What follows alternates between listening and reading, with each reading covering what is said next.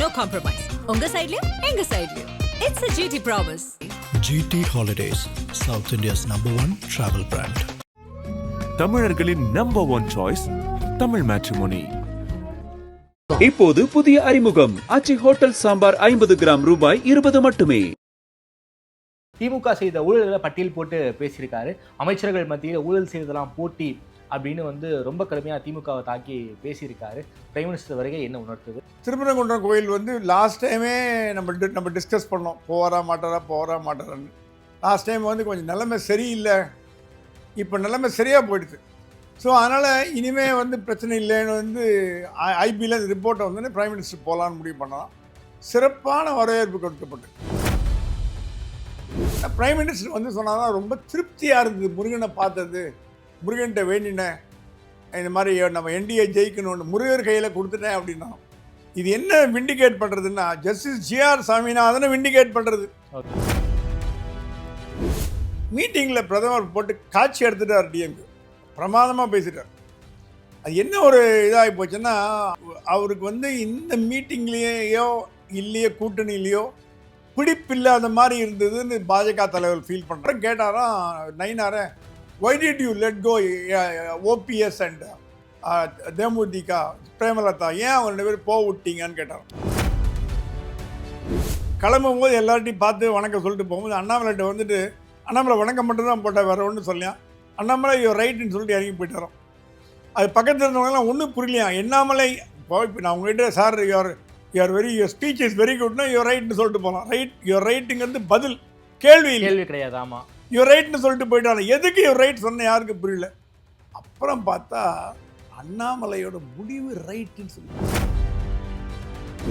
இது நயினார் சொல்லி கராத்தே பேசினாரா நமக்கு தெரியாது, அது தெரியாது. இல்லை நயினார் அப்செட்டாக இருக்கலாம், வானதி இந்த மாதிரி பேசினாங்கன்னு. Karate is close Nainar, so Nainar விட்டு பதிலடி கொடு அப்படின்னு சொல்லலாம். ஆனால் போகிற போக்கு பார்த்தீங்கன்னா தமிழ்நாடு பிஜேபி நடக்கிற விஷயம்லாம் சரியில்லைன்னு தான் தோணுது. எடப்பாடியார் டெல்லி போயிருக்காரு, என்ன காரணம்? குறிப்பாக நேற்றுக்கு தான் மோடி வந்தார். அதே போல் இங்கேயும் பல கட்ட பேச்சுவார்த்தை போயிருப்பதாக தகவல். பியூஷ் கோயல் எல்லாம் பேசியிருக்காருன்னு சொல்கிறாங்க. அதையும் தான் டெல்லி போய் என்ன சார் ஷீட் ஷேரிங் எதுவும் பிரச்சனை இருக்கா? ஷீட் ஷேரிங் பிரச்சனை இருக்குது கண்டிப்பாக. பிஜேபி 60 நிற்குது, அதிமுக 30 நிற்குது. 30 சீட் வரைக்கும் டிஃபரன்ஸ். ராகுல் என்ன மைண்ட் செட் சார்? திமுக கூட இருக்கணும்னு நினைக்கிறாரா இல்லை விஜய் கூட போகணுங்கிற? ராகுல் காங்கிரஸ் மேலே அக்கறை இருக்கிறதா எனக்கு தெரியலையே. எந்த பற்றும் கட்சி மேலே பற்றோ, கட்சியை வாழ வைக்கணுங்கிற எண்ணமோ என்ன இருக்கிற எந்த மைண்ட் செட்டில் இருக்காரு, அப்போ போய் தான் பேசிட்டு போயிடார். இன்ஃபேக்ட் நான் கேள்விப்பட்ட வரைக்கும் ஸ்டாலினோட ஃபோன் காலை ராகுல் எடுக்கலன்னு கேள்விப்பட்டேன். ஆதனையர்களுக்கு அன்பு வணக்கம். இன்று நம்மோடு மூத்த பத்திரிகையாளர் திருமிகு பிரகாஷ் எம் சுவாமி இருந்துள்ளார். வணக்கம் சுவாமி. வணக்கம். பிரைம் மினிஸ்டருடைய மதுரை வருகை, திருப்பரங்குன்றம் வருகை ரொம்ப முக்கியமான வருகையாக பார்க்கப்படுது. மேடையில் நடந்தது நமக்கு எல்லாருக்குமே தெரியும். அதையும் தாண்டி என்ன நடந்துச்சு, குறிப்பாக திருப்பரங்குன்றம் கோயிலுக்கெல்லாம் போயிருக்காரு. திமுக மிக கடுமையாக தாக்கி பேசியிருக்காரு. திமுக செய்த ஊழல்களை பட்டியல் போட்டு பேசியிருக்காரு.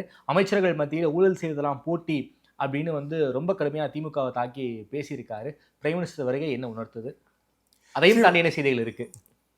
மதுரைக்கு பிரைம் மினிஸ்டர் வந்தது ரொம்ப ஒரு நல்ல நிகழ்வாக பார்க்கப்படுகிறது. பாஜக அதிமுக கூட்டணிக்கு பலம் சேர்க்கும் வருகை தான், அதில் ஒன்றும் சந்தேகம் கிடையாது. ஏன்னா பிரதமரே பேசுகிறாருங்கிற போது ஆனால் கும்பல் கொஞ்சம் கம்மியாக இருக்குதுன்னு ஃபீல் பண்ணுறாங்க. ஓகே, ஒரு 60,000 கூட இல்லை, நிறைய எதிர்பார்த்தாங்க. ஓகே, ரொம்ப கும்பல் வரல அப்படின்னு. திருப்பரங்குன்றம் கோயில் லாஸ்ட் டைமே நம்ம டிஸ்கஸ் பண்ணோம், போகிறா மாட்டாரான்னு. லாஸ்ட் டைம் கொஞ்சம் நிலைமை சரியில்லை, இப்போ நிலைமை சரியாக போயிடுது. இப்போ அமைதியாகிடுது. இப்போ தீபத்தூண் மேலே விளக்கேற்றுறதுன்றது மேட்ரு கிடையாது. கார்த்திகை முடிஞ்சு போச்சு, பங்குனி வந்தாச்சு, எல்லாம் முடிஞ்சு போச்சு. ஸோ அதனால் இனிமேல் பிரச்சனை இல்லைன்னு ஐபியில் அந்த ரிப்போர்ட்டை பிரைம் மினிஸ்டர் போகலான்னு முடிவு பண்ணலாம்.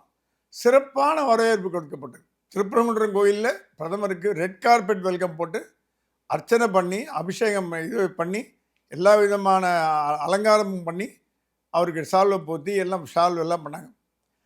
11 மணிலேருந்தே பக்தர்களை வரவிடாமல் ஸ்டாப் பண்ணிட்டாங்க. கம்ப்ளீட்டாக செக்யூரிட்டி கார்டன் பண்ணிட்டாங்க. என்எஸ்சி கிட்ட கோயில். ஆனால் என்ன பிரைம் மினிஸ்டர் ஒருத்தர் 1/2 மணி நேரம் முன்னாடி பயங்கர கலையவரம் அந்த இடத்துல. என்ன சார் கலையவரம்? துப்பாக்கி தூக்குற அளவுக்கு போயிடுது. அங்கே இருக்கிற குரங்குலாம் அங்கே இருக்கிற குர்குரே பிஸ்கெட்டை திருடி எடுத்து சாப்பிட்டு அது எல்லாத்தையும் பிச்சு சண்டை போட்டு அடித்தடி பண்ணி அந்த இடமே கலைவரம் ஆகி போச்சு. Energy was about to shoot order கொடுத்தாச்சு. அப்புறம் ஒரு ஆஃபீஸர் சொன்னாங்க, குரங்கெல்லாம் கொலை பண்ணக்கூடாதுங்க, வந்து ஆஞ்சநேயர் உங்களுக்கு தெரியும் சார். பிரைம் மினிஸ்டர் வரும்போது குரங்கு மேலே இந்த பக்கம் அந்த பக்கம் தாவி ஓடி, அது குரங்குனா குரங்கு தான், அது அதுக்கு தான் அது இருக்குது, அது ஆஞ்சநேயர் வருவோம், அதை ஷூட் பண்ண எனர்ஜி ஷூட் பண்ண தான் முடிவு பண்ணிட்டாங்க. என்ன அவங்களுக்கு எதை பற்றியும் கவலை இல்லைம்மா. பிரைம் மினிஸ்டரோட உயிர் பாதுகாப்பு தான் முதல். என்ன நடந்தாலும் எதை பற்றியும் கேர் பண்ணாதாங்க, அவங்களுக்கு அந்த மாதிரி ப்ரொடெக்ஷன் உண்டு. அப்புறம் எல்லா ஆஃபீஸர் கெஞ்சி, தமிழ்நாடு ஆஃபீஸர்லாம் ஐயோ குரங்கெல்லாம் கொலை பண்ணக்கூடாதுங்கன்னு சொல்லி விட்டதுக்கப்புறம் விரட்டி அது குரங்கு எங்கே போகுது, அது அங்கேயே அது என்ன பிரைம் மினிஸ்டர் தெரியுமா என்ன தெரியும் அதுக்கு பாவம். அது அந்த கலைபுரம் நடுவில் பிரைம் மினிஸ்டர் வந்து போனாவிட்டு அப்பாடியான மூச்சை விட்டு நிம்மதி பெருமூச்சு நடந்தாங்க. ஏன்னா நல்ல வேளை பிரைம் மினிஸ்டர் இருக்கும்போது குரங்கு சண்டை போடல.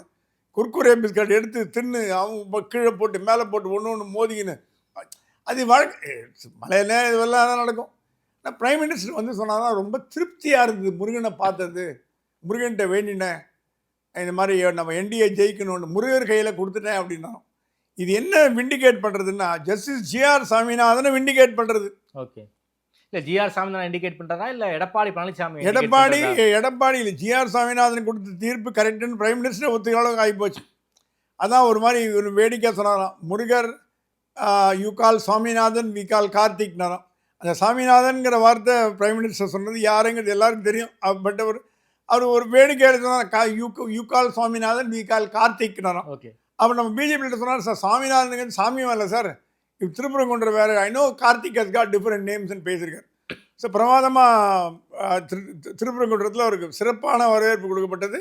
அது தமிழ்நாடு கவர்மெண்ட்டும் எந்த விதமான இதுவும் பண்ணல. இப்போ நல்ல ஹெச்ஆர்என்சி டிபார்ட்மெண்ட் முழு ஒத்துழைப்பை கொடுத்தது.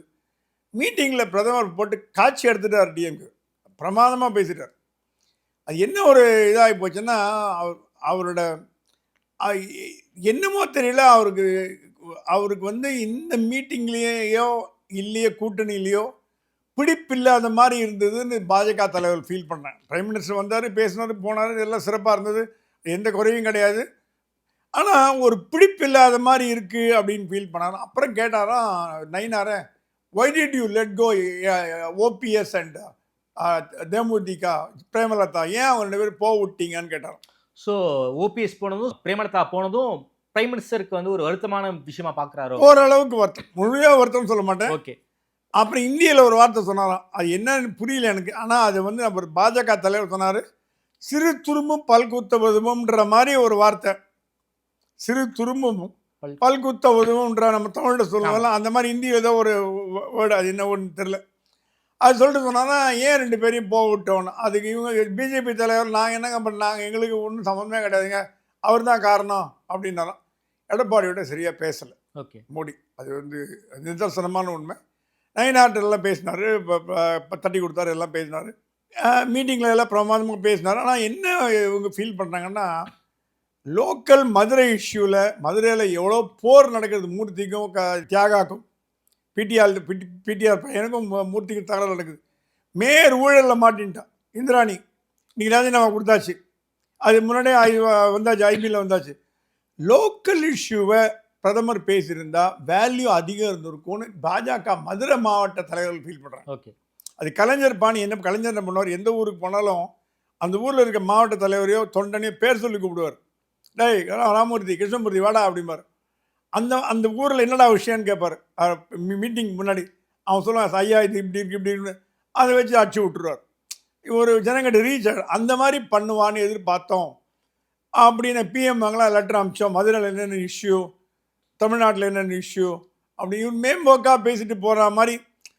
அது இல்லாமல் இவங்க என்ன ஃபீல் பண்ணுறாங்க, உண்மையாக சொல்லணும்னா பாஜக தலைவர்லாம் பிரைம் மினிஸ்டர் வராரு, மோடி வராரு, அமித்ஷா வராரு, எல்லாம் வராரு, அரெஸ்ட் வர மாட்டேங்குது. இப்போது இந்த தேர்தல் ஆரம்பித்த கண்டு மூடி திறக்கிறதுக்குள்ள முடிஞ்சிடும். ஏப்ரல் மேலே ஒன்று. இப்போது இது என்ன ஒரு வேடிக்கைன்னா, ஏன் பயப்படுறாங்கன்னா, இந்த இடி கேஸ் எல்லாம் ஃபெயில் ஆகிட்டே வருது. அரவிந்த் கெஜ்ரிவால் ரிலீஸ்டு, கவிதா ரிலீஸ்டு, எல்லாம் ரிலீஸ்டு. நம்ம தமிழ்நாடு பாஜகவோட வக்கீல் அணி தலைவர்கிட்ட நான் விண்ணப்பம் வைக்கிறது என்னன்னா, தமிழ்நாட்டிலேருந்து நல்ல மூளைகள் இருக்குது, லாயர், சிறந்த லாயர் நம்மகிட்ட இருக்குது. ஒரு 10 லாயர் எடுத்து இடிக்கு லாயராக போட்டிங்கன்னா பெட்டராக இருக்கும். இப்போ எல்லாம் ஒரு நாக் அவுட் மாதிரி போல்டாகினே இருக்குது ஒன்று ஒன்றா. அதனால் இவங்க வந்து ப்ராசிக்யூட் பண்ண பயப்படுறாங்களா, திருப்பி சுப்ரீம் கோர்ட்டில் போனால் அடிபட்டு போயிடும், மானம் போயிடும். ஸோ டாஸ்மாகில் அந்த மாதிரி நடந்துடும், இந்த ரெய்டோடு நிறுத்திக்கிறாங்களா அப்படிங்கிற சந்தேகத்தை பாஜக காரனே கிளப்பும். ஓகே, பிரைம் மினிஸ்டர் தான் வந்து மேம்போக்கா பேசிட்டு போகிறாரு, ஊழல் எந்த ஊழலும் ஸ்பெசிஃபிக்காக சொல்ல அப்படின்னு. இது அண்ணாமலை கொடுத்ததோ கவர்னர் கொடுத்ததோ ஏடிஎம்க்கு கொடுத்ததோ புகார்கள் உண்மையாக இருக்கலாம். ஓகே. அந்த புகார்களை நிரூபிப்பதற்கான ஆதாரங்கள் தேடுவது புகார் கொடுத்தவனோட வேலை கிடையாது, ஏஜென்சிஸோட வேலை. அந்த ஏஜென்சி சரியாக வேலை செய்யாததுக்கு காரணம் ஒன்று அவங்களோட இயலாமை, ரெண்டாவது காசு வாங்கிட்டான்னு அர்த்தம். இப்போ 2G வழக்கில் வந்து சைனியை பற்றி சொல்லுவாங்க, அவர் சிறந்த நீதிமான், எப்படி தப்பு பண்ணான்னு தெரியல, நமக்கு தெரியாது. அதனால் வந்து அதனால் இது என்னென்னா, பிரதமர் வந்து லோக்கல் இஷ்யூஸை பேசுவாங்கன்னு எதிர்பார்த்தார், அது பேசலை.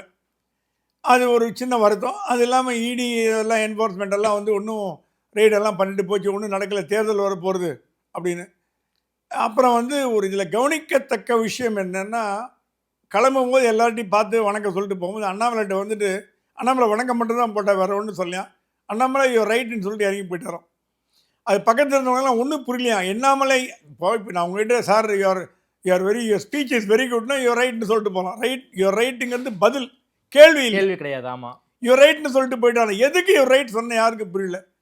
அப்புறம் பார்த்தா அண்ணாமலையோட முடிவு ரைட்டுன்னு சொல்லியிருக்காரு. ஓகே, கூட்டணி இல்லாமல் போட்டி போடுறது அண்ணாமலை சொன்னார் பாருங்க, அது ரைட்டுன்ற சொல்லிட்டு பாருங்க.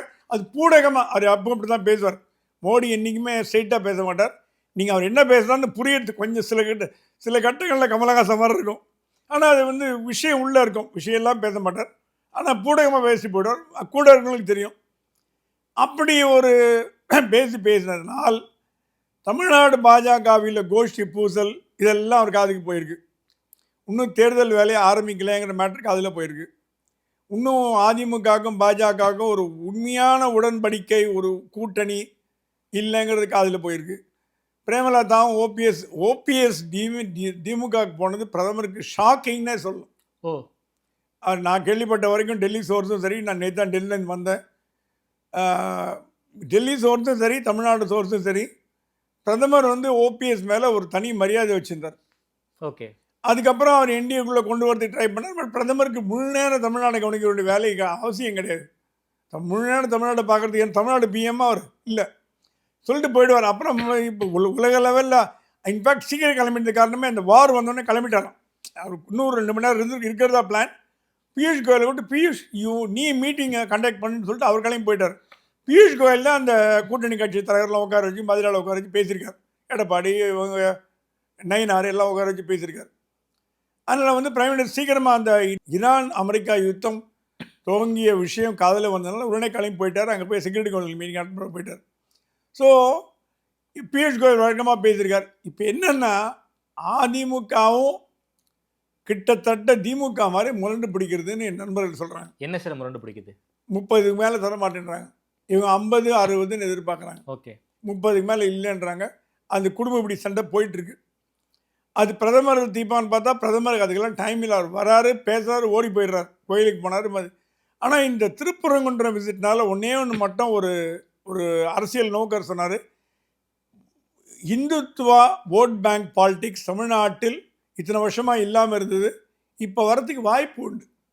ஏன்னா முருகர் மலையில் வழக்கேற்றக்கூடாதுங்கிறது வந்து ஒரு காமன் மேன், ஒரு சாதாரண ஒரு இல்லத்தரசி மனதை வருத்தப்பட வைக்கிற ஒரு விஷயம். என்னோட மேரி கூட சொன்னான், ஏங்க மலையில் வழக்கேற்றினா என்னங்க தப்பு அப்படி, அவங்க அப்படி தான் பேட்பாங்க, என்னங்க தப்பு, என்னங்க இப்படி பண்ணக்கூடாதுன்னு சொல்லிட்டாரு. அந்த கோபம் எந்த அளவுக்கு பாதிக்குங்கிறது இருக்குது. இப்போ மோடி திருப்பரங்குன்றத்துக்கு வந்துட்டு ஒன்றுமே பேசாமல் அவர் ப்ரெஸ் கான்ஃபரன்ஸோ மீட்டிங்கோ வச்சு ஸ்டாலினை திட்டல. திருப்பரங்குன்ற மலைக்கு வந்தது, கோயிலுக்கு வந்தது மூலமாக தான் முருகர் பக்தன்ற ப்ரூவ் பண்ணிட்டு போயிட்டார். அதுவே இனஃப் மெசேஜ் மக்களுக்கு. திருப்பரங்குன்றம் கோயில் எனக்கு பிடிச்சமான கோயில்ப்பா. அப்போ என்ன சொல்லுவாங்க ஜனங்க, மோடி திருப்பரங்குன்றம் வந்துட்டு போயிட்டார்ப்பா, இவர் திருப்பரங்குன்றத்தில் விளக்கேற்றக்கூடாது. ஸ்டாலின் சொல்லியிருக்க மாட்டார், அவர் அந்த மாதிரிலாம் போகக்கூடிய ஆள். அவரோட ஆட்சியில் இருக்கும் அமைச்சர்களோ அதிகாரிகளோ தப்பு பண்ணால் கூட அந்த தப்பு அவர் மேலே தான் போய் விடியும். ஸ்டாலின் அந்த மாதிரி சொல்லுவார்னு எனக்கு நம்பிக்கை இல்லை. பட் அவர் தெரியாமல் கூட நடந்துருக்கலாம். ஸோ இந்த மாதிரி விஷயங்கள் வரும்போது ஜனங்க என்ன பண்ணுவாங்க, மோடி ஐயா வந்துட்டு போனார் திருப்பங்குன்றத்துக்கு, ஸ்டாலின் ஆட்சியில் வந்து விளக்கூட ஏற்றல, கோயிலில் வந்து பண்ண மாட்டேன்றாங்க அப்படின்னு ஓட்டு போடாது. So consolidation of Hindu votes அதிகமாக வருதுன்னா பிரதமர் திருப்பரங்குன்றம் போவதனால் அதிகமாக வருது. ஓகே, அது ஒரு நல்ல sign for BJP. But BJP இன்னும் ஸ்ட்ரெங்தன் ஆகணும்னு பிரைம் மினிஸ்டரோட ஆசை. பட் அவருக்கு பேசுறதுக்கு டைம் இல்லை. பிரதமர் உட்கட்சி மோதல் பாஜகவில் இருக்கிறதா ஃபீல் பண்ணுற அதே நேரத்தில் அவர் வருகையொட்டி நடந்த ஒரு சம்பவம் மத்திய பாஜகவை கொஞ்சம் பாதிச்சிருக்கு. இது கராத்தியா தியாகராஜனுக்கும் வானதி சீனிவாசனுக்கும் ஏற்பட்ட ஒரு யுத்தம். வானதி என்ன நடந்தது, நயனார் நாகேந்திரன் வந்து அந்த விஜய் பற்றி பேசும்போது த்ரிஷா பற்றி ஏதோ சொன்னார், சம்திங் இ செட். அதை வந்து கராத்தே கூட சொன்னாரா, அண்ணே நீங்கள் எப்படி சொல்லியிருக்கலாம்னா, மீடியா கேட்டிருந்தாங்கன்னா சினிமா விட்டு வெளில வர சொன்னேன் அப்படின்னு சொல்லி அட்ஜஸ்ட் பண்ணியிருக்கலாம். அவர் சொன்னாரா, நான் மன்னிப்பு கேட்டேன்ப்பா, விட்டுரு முடிஞ்சு போச்சு அப்படின்ட்டாராம். அது பிஜேபியில் ஒன்றும் பெருசாக எடுத்துக்கல, ஏதோ சொன்னார் முடிஞ்சு போச்சுன்னு. வானதி சீனிவாசன் அது எதிர்ப்பு தெரிவித்தது பாஜகவில் ஒரு அதிர்வலை ஏற்படுத்தி. ஏன்னா நார்மலாக த்ரிஷாவுக்கு ஆதரவாக யார் வந்திருக்கணும், குஷ்பு வந்திருக்கணும், கஸ்தூரி வந்திருக்கணும், சரி லேடியில் யாரெல்லாம் வந்திருக்கணும், விஜயதாரணி வந்திருக்கணும், பிரமிளா சம்பத் வந்திருக்கணும், நளினி ஸ்ரீ வந்திருக்கணும். இந்த மாதிரி லேடிஸ் இவங்க தான் முக்கியமாக தமிழிசை வந்திருக்கணும். சாரி, அவங்க தான் முக்கியமான லீடர். இவங்கெல்லாம் வராமல் இவங்கெல்லாம் இதை பற்றி கமெண்டே பண்ணல. சரி, குஷ்புவும் கஸ்தூரியும் ஒரே கலீக்ஸ் எல்லாம். அவங்க நயினாரை பற்றியோ இந்த மேட்டரை பற்றியோ வாயை திறக்காத போது மீடியா கேட்டிருந்தீங்கன்னா இது இன்டர்னல் மேட்டர், கட்சி அவர் முடிஞ்சு போச்சு, அவர் கேட்டாருன்னு சொல்லிக்கலாம். வானதி நயினாரை கிரிட்டிசைஸ் பண்ணது பாஜக, மத்திய பாஜக அவ்வளோ விருப்பம் இல்லை. ஓகே, இது வந்து இது வானதிக்கும் அண்ணாமலைக்கும் டேர்ம் சரியில்லைன்னு எல்லாரும் பேசிட்டு வராங்க, நமக்கு தெரியாது. வானதி நயனார் நல்லா இருந்தால் இப்போ வானதி நயனாருக்கு என்ன பிரச்சனைன்னு அது வேறு ஒன்றும் புரியல. இந்த மாதிரி நிலைமையில் கராத்தியா தியாகராஜன் திருவான்மியூரில் ஒரு மீட்டிங்கில் பேசினார். அந்த மீட்டிங்கில் என்ன சொன்னான்னா, நான் ராதா ரவிக்கு 50வது பொன்விழா ஆண்டு வந்து மலேசியாவில் சிறப்பாக பண்ணாங்க, ரொம்ப கிராண்டாக பண்ணாங்க. ஏன்னா மலேசியா டெத்தோ பட்டம் கொடுத்தாங்க ராதா ரவிக்கு. ராதா ரவி இது only Tamil film actor to get Datuk பட்டம் ஃப்ரம் மலேசியா. அது மன்னரால் கொடுக்கப்பட்டது, உப்மா பட்டம் இல்லை. ஸோ அங்கே சிறப்பாக பண்ணாங்க. அதை கராத்தே தியாகராஜன் போயிருந்தார்.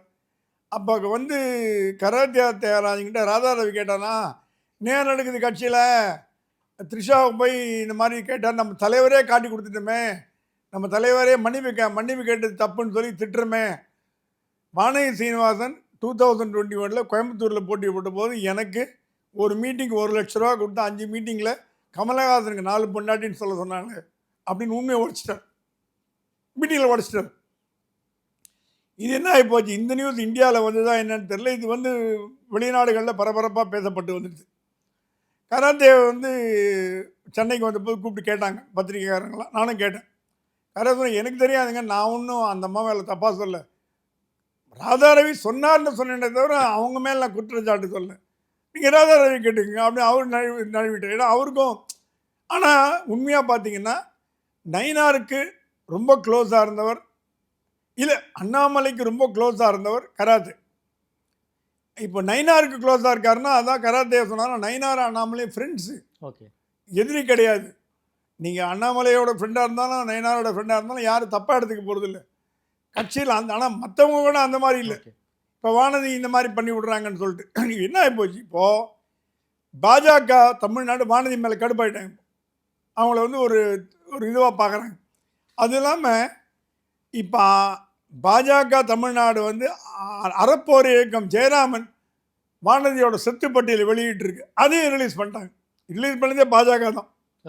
ஏன்னா தன் தலைவரை தப்பாக பேசுகிறாங்க அப்படிங்கிற கோபத்தில் 2011 அவங்க அசெட் சொத்து மதிப்பு 1 கோடியாக இருந்தது, 2021 9 கோடி அப்படின்னு எழுதி போட்டு ஞானதேசிகன்ட்ட 10,000 சம்பளத்தில் இருந்தவங்க, நம்ம எம்பி ஞானதேசிகன் ராஜ்யசபா எம்பி காங்கிரஸ் தலைவர் 10,000 சம்பளத்தில் இருந்தவங்க இப்போ திடீர்னு என்னன்னா பாயிண்ட் மணி கூட சேர்ந்து கோடிக்கணக்கில் பண்ணிட்டாங்கன்றது அவங்க குற்றச்சாட்டு. நமக்கு தெரியாது அதை பற்றி.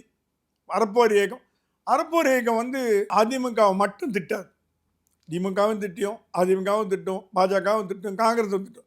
ஜெயராமன் வந்து ஒரு நடுமையான மனிதர். நான் கூட முதல்ல அவர் தப்பாக நினச்சிருக்கேன், டிஎம்கே காரன். டிஎம்கே பற்றி எவ்வளோ பேசலாம்னு எனக்கு தெரியும்.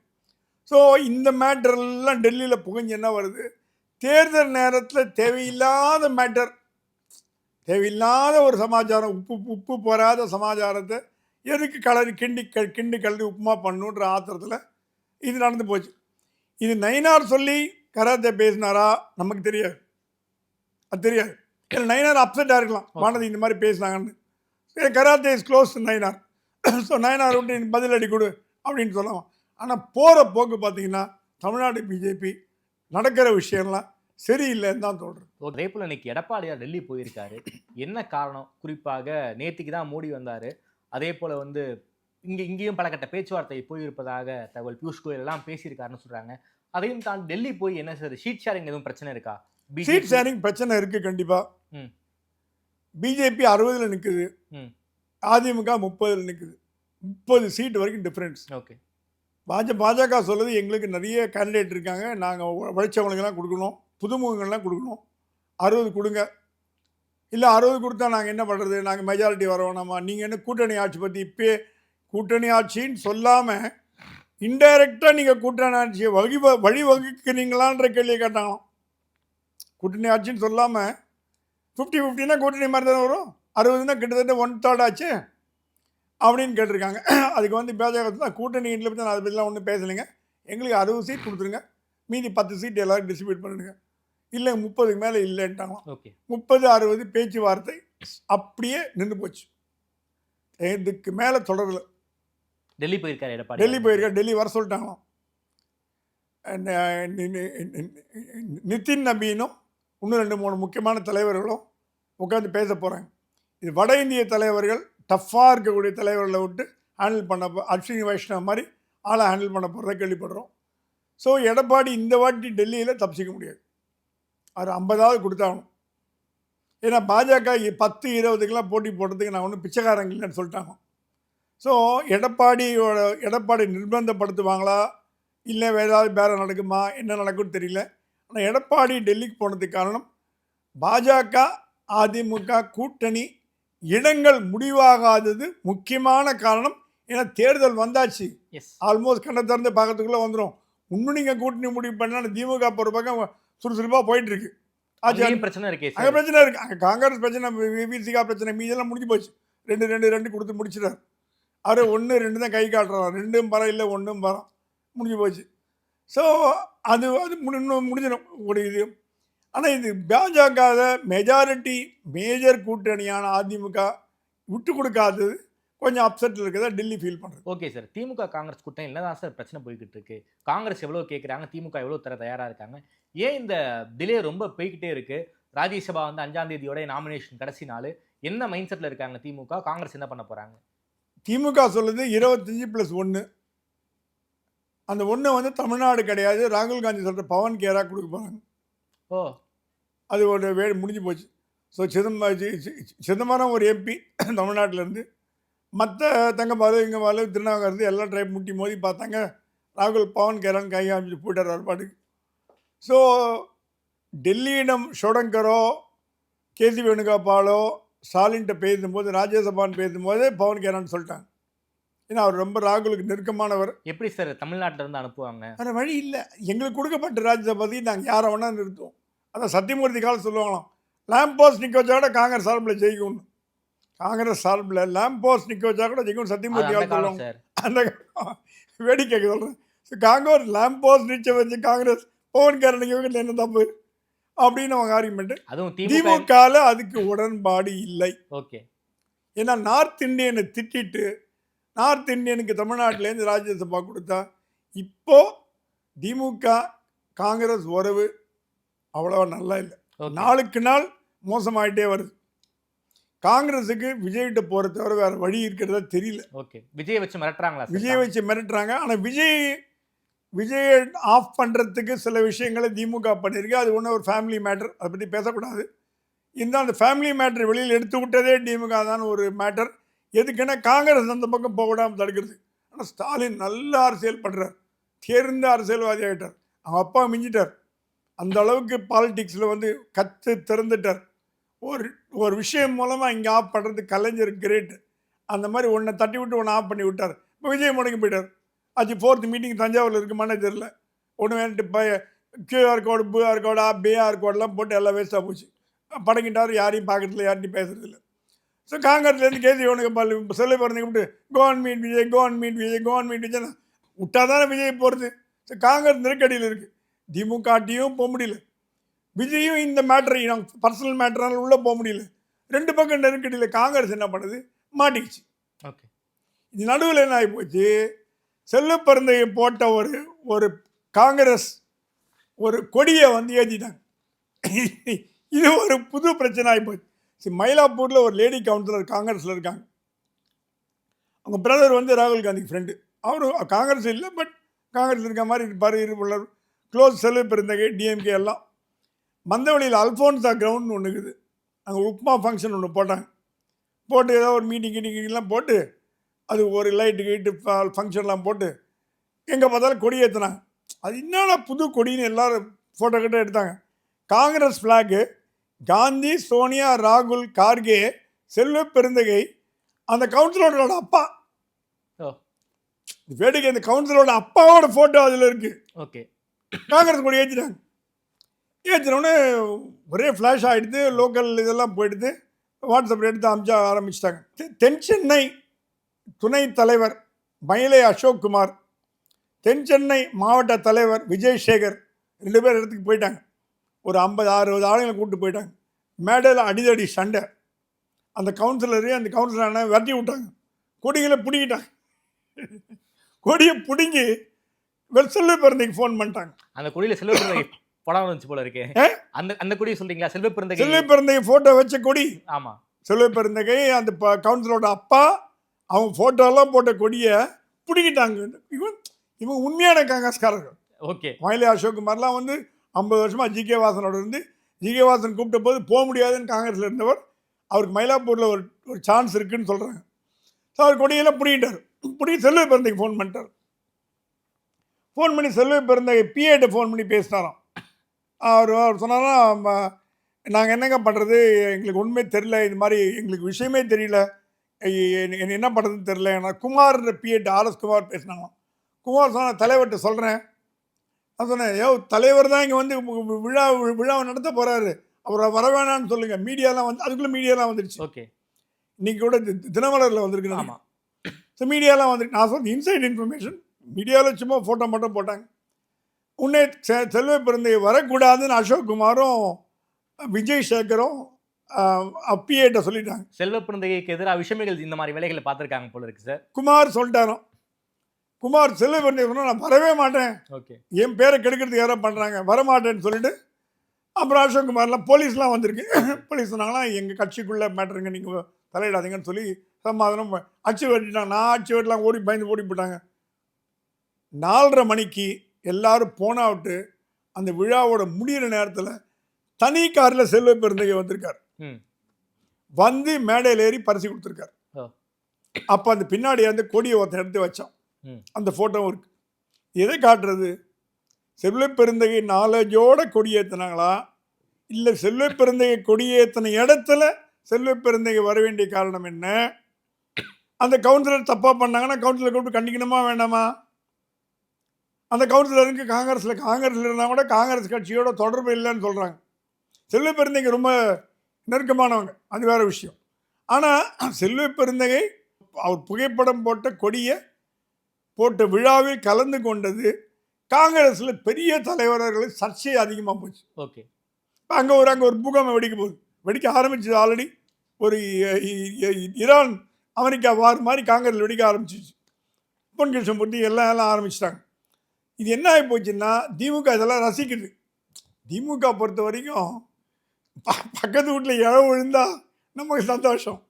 அந்த கொள்கை அவங்களுக்கு. காங்கிரஸ் நல்ல மண்ணவாரி போட்டிச்சுப்பா, நல்ல மண்ணவாரி போட்டோம், அடிச்சுன்னு சாப்பிட்டோம் அப்படின்னு விட்டாங்க. போலீஸ் சொல்லிட்டாங்க, நீங்கள் ஒன்றும் ஆக்ஷன் எடுக்காதீங்க, விட்டுருங்க. அவங்க இன்டர்னல் ப்ராப்ளம் பண்ணிக்கிட்டேன்னா குத்து வெட்டுலாம் சண்டை நடந்திருக்கு. ஸ்டேஜில் அடித்தடி சண்டை, குத்து வெட்டு, இவன் குத்துறது அவன் குத்துறது, இந்த கேங் அடிக்கிறது அந்த கேங் அடிக்கிறதெல்லாம் ஒரு ஜனங்களை ஓடி போட்டாங்க. பெரிய ப்ராப்ளம் நடந்திருக்கு.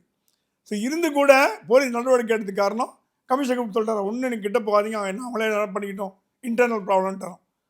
இந்த வேடிக்கையை காங்கிரஸ் எப்படி சரி பண்ண போகிறதுன்னு முடியாமல் தள்ள கை வச்சுன்னு சீனியர் லீடர்லாம் உட்காந்துருக்காங்க. செல்வ பெருந்தை அவங்களை ஹேண்டில் பண்ணவே முடியல. என்ன காரணம், இது என்ன நடக்குது, என்ன வாட் இஸ் கோயிங் ஆன்னு புரியாமல் அவசப்பட்டு உட்காந்துருக்காங்க. ஸோ காங்கிரஸ் எப்படி போனாலும் காங்கிரஸ் உடையுங்கிறீங்களா? தமிழ்நாடு காங்கிரஸ் கொடிய அளவுக்கு வந்துடுச்சுன்னா உடையிறதுக்கு வாய்ப்பு உண்டு. காங்கிரஸ் திமுக காங்கிரஸ் ஏதாவது ஒன்று சொல்ல போகிறது. அவர்கிட்ட 17 எம்எல்ஏ கையில் ரெடியாக இருக்காங்களாமே. 15 எம்எல்ஏ ரெடியாக இருக்காங்களாம். உடச்சி திமுக வந்துடுவார். ராகுல் என்ன மைண்ட் செட் இருக்கார்? திமுக கூட இருக்கணும்னு நினைக்கிறாரா இல்லை விஜய் கூட போகணுங்கிற? ராகுல் காங்கிரஸ் மேலே அக்கறை இருக்கிறதா எனக்கு தெரியலையே. எந்த பற்றும், கட்சி மேலே பற்றோ, கட்சியை வாழ வைக்கணுங்கிற எண்ணமோ, என்ன இருக்கிற எந்த மைண்ட் செட்டில் இருக்காரு, அப்போ போய் தான் பேசிட்டு போயிடார். இன்ஃபேக்ட் நான் கேள்விப்பட்ட வரைக்கும் ஸ்டாலினோட ஃபோன் காலை ராகுல் எடுக்கலன்னு கேள்விப்பட்டேன்.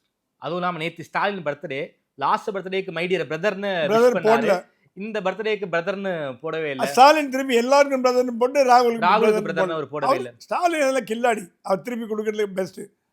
ராகுல் ஸ்டாலின் ஃபோன் எடுக்காது. ஸ்டாலினுக்கு மனசு வருத்தம். ஓகே, அவரே பர்சனலாக பேசணும்னு கூப்பிடும்போது ஃபோன் எடுக்கலான்னு என்ன அர்த்தம்?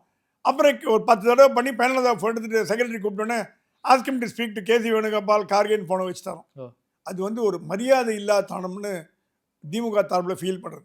ஒரு முதலமைச்சர், கட்சி தலைவர், உன மாதிரி அவரு கட்சி தலைவரையா?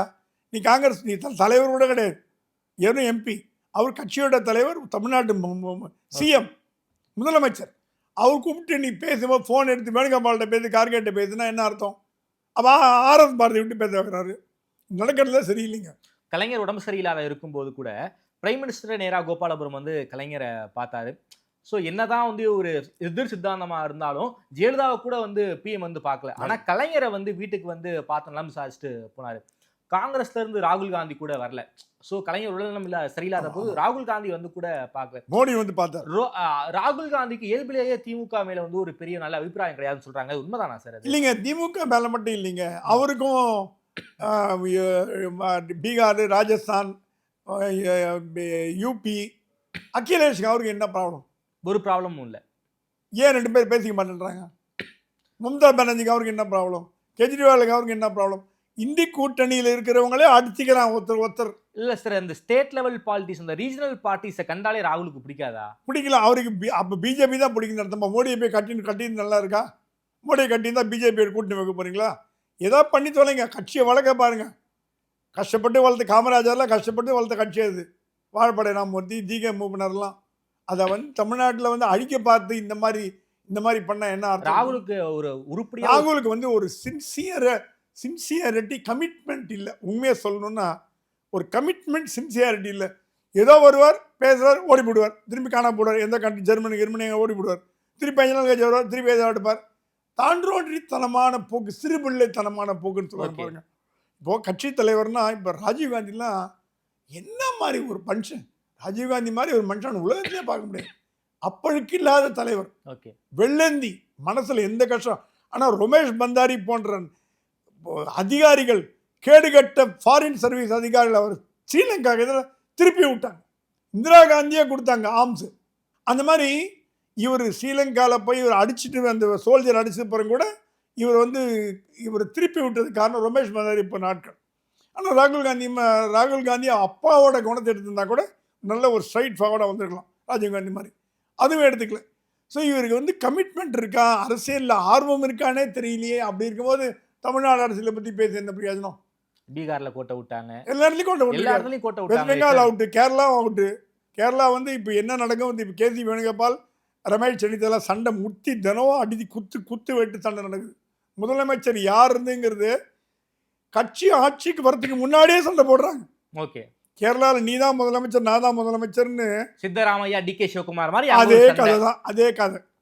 அப்போ காங்கிரஸ் எப்படிங்க தமிழ்நாட்டில் வளர்க்க முடியும்? டிகேஎஸ்ஸாவது அமைதியாக இருந்து விட்டு கொடுத்தாரு சார். இங்க 2 பேருமே விட்டு கொடுக்குற மாதிரி. 2 பேரும் விட்டு கொடுத்தாரு. சென்னிதலா வந்து கிரவுண்ட்ல இருந்து வந்தாலும் அவர் வந்து ரொம்ப எதிர்க்கட்சி அரசியல் ரொம்ப சூப்பரா பண்ணிக்கிட்டு இருக்காரு. சூப்பரா பண்ணக்கூடிய ஆள் அவர் தான் is due for chief minister. இப்போ கருணாகரன் எப்படி இருந்தார்? அதை அசைக்க முடியாத ராஜாவாக இருந்தார். அந்த மாதிரி கருணாகரனுக்கு அடுத்தது காங்கிரஸ் லீடர்னு பார்த்தீங்கன்னா ரமேஷ் சென்னிதலா. கருணாகரன் வந்து இரும்பு மனிதர். அவர் இருக்கிற வரைக்கும் அவர் தான் முதலமைச்சர். கேசி வந்து டெல்லியில் இருக்கிற பவரை வச்சுக்கிட்டு நான் சிஎம் ஆகணும்னு ஆசைப்படுறாரா? நம்ம நாராயணசாமி வைத்திலிங்கம் கதை தான். பாண்டிச்சேரியில் வைத்திலிங்கத்துக்கு கொடுக்க வேண்டிய நாராயணசாமி போட்டிங்க பாருங்க. காங்கிரஸ் எப்பவுமே அப்படி தாங்க, டெல்லியிலேருந்து திணிக்கும், ஆளுங்களை திணிக்கும். நாளைக்கு அப்போ தமிழ்நாட்டில் காங்கிரஸ் ஜெயிச்சுன்னா பவன் கராஜிக்கு சீஃப் மினிஸ்டர் போடுவீங்களா? என்னங்க வேடிக்கை ஆகுது?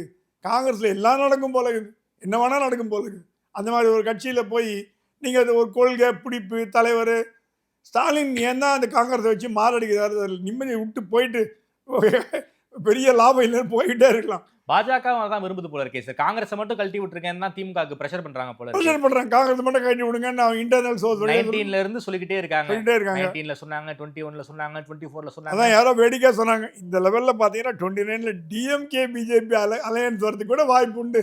ஏன்னா 2 கட்சியும் ஸ்ட்ராங்காக இருக்குது. ரெண்டுமே இந்த மாதிரி கோமாளித்தனம் பண்ணாத கட்சி 2 கட்சின்னா திமுகவும் பிஜேபி தான் கோமாளித்தனம் பண்ணாது. இந்த மாதிரி உள்கட்சி பிரச்சனை அதுக்கு இதெல்லாம் திமுகவும் பிஜேபி வரதுக்கு வாய்ப்பு கூட உண்டு அப்படின்னு பேசுகிறாங்க. எந்த அளவுக்கு உண்மை நமக்கு தெரியல. ஓகே சார், ரொம்ப நன்றி சார். நடக்குமாங்கிறது தெரியாது, ஒரு $1 மில்லியன் கேள்வி இது. தமிழ்நாடு அரசியல் தொடர்பான பல்வேறு கேள்விகளுக்கு ரொம்ப பதில் சொல்லியிருக்கீங்க. நேரம் கொடுத்து பேசிய நன்றி சுவாமி சார். நன்றி.